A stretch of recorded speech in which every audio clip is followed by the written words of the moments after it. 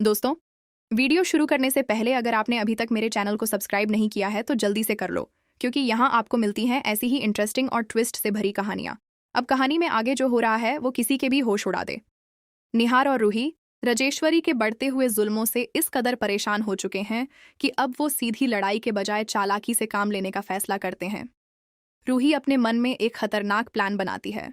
वो सोचती है कि अगर दादी को इस हद तक तंग किया जाए कि वो अपना मानसिक संतुलन खो बैठें, तो पूरा घर यही मानेगा कि दादी पागल हो चुकी हैं। फिर आसानी से उनके पास रखे प्रॉपर्टी के कागजात हासिल किए जा सकते हैं। ये प्लान सुनने में जितना आसान लगता है उतना ही खतरनाक भी है, क्योंकि इसमें हर कदम पर रिस्क है। रूही धीरे धीरे अपनी चाल चलना शुरू करती है। घर के माहौल को ऐसा बना दिया जाता है कि दादी को हर तरफ डर और अजीब घटनाएं महसूस होने लगें।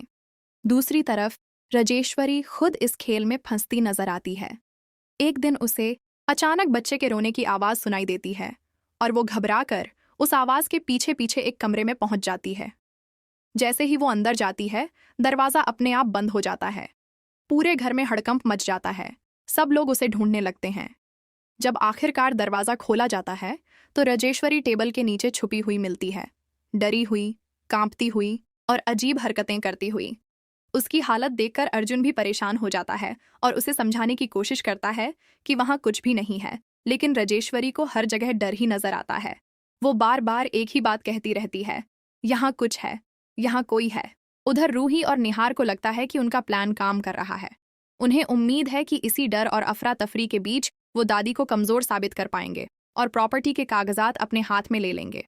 लेकिन कहानी में असली ट्विस्ट यहाँ आता है, क्योंकि दादी भी कम चालाक नहीं है।